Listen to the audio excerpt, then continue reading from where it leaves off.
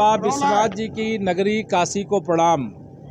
भारत के यशस्वी प्रधानमंत्री माननीय श्री नरेंद्र मोदी जी के नेतृत्व में देश नित्य नए मुकाम हासिल करने का काम कर रहा है। आज मेरा काशी आना हुआ है और काशी आने का एकमात्र उद्देश्य था कि बाबा के दर्शन करें, उनसे आशीर्वाद लें और उत्तर प्रदेश की जो 25 करोड़ जनता है जिनकी सेवा आदरणीय योगी आदित्यनाथ जी के नेतृत्व में आदरणीय प्रधानमंत्री मोदी जी के मार्गदर्शन में हम लोग कर रहे हैं, उसको अच्छे से करें, इसीलिए सुबह दर्शन की भावना से आए। कोई सवाल हो तो बताएं।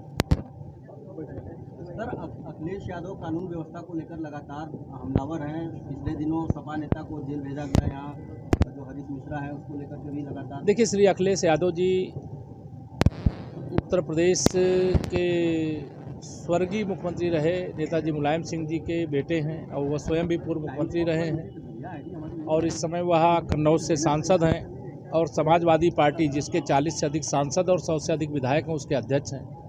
लेकिन वह कभी भी संयम का परिचय नहीं देते।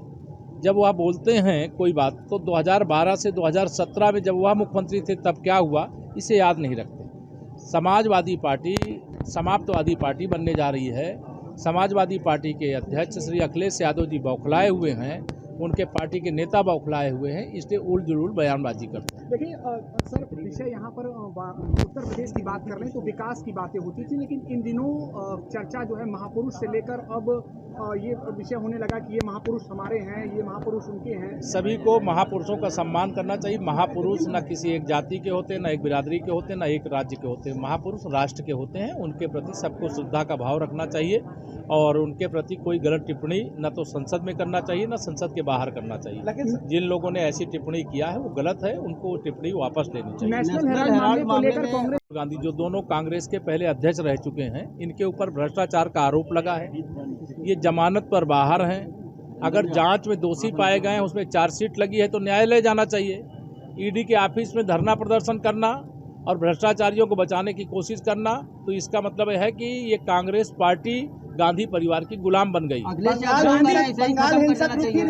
यादव कह रहे हैं इसे खत्म कर देना चाहिए, ईडी को ही खत्म कर देना चाहिए। श्री अखिलेश यादव जी जब ईडी की स्थापना हुई है उस समय उनकी पार्टी का समर्थन था संसद में, और उनको इस प्रकार की बातें करना कि ये कोई ईडी कोई परचून की दुकान है क्या, को बंद कर देना चाहिए, कभी खोल देना चाहिए।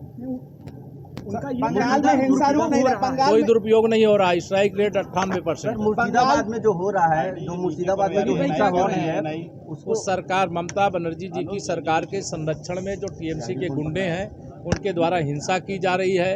वहाँ हिंदुओं पर हमले किए जा रहे हैं, उनको पलायन करने के लिए मजबूर किया जा रहा है। इसका खामियाजा निश्चित तौर से आने वाले पश्चिम बंगाल के विधानसभा चुनाव में टीएमसी को भुगतना पड़ेगा।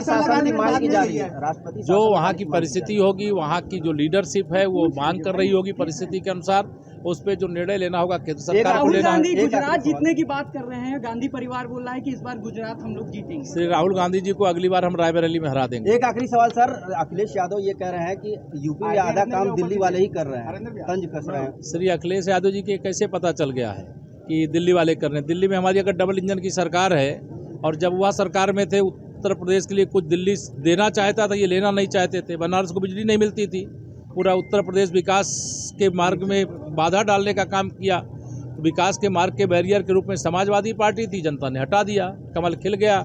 विकास भी हो रहा है, सुशासन भी है, गरीब कल्याण भी हो रहा है, महिला सशक्तिकरण भी हो रहा है और समाजवादी पार्टी समाप्तवादी पार्टी बनने जा रही है। सपा कार्यकर्ता कह रहे हैं अखिलेश जी की अनेक सुरक्षा बढ़ा दी जाए, उनको सुरक्षा उनको देनी चाहिए। और वो मांग करें, जिनसे मांग करें, उनको जो निर्णय लेना होगा लेंगे। उनके पास ऐसे इतने गुंडे, अपराधी, माफिया, दंगाई हैं, वो तो स्वयं लोगों की सुरक्षा के खतरा बने हुए हैं।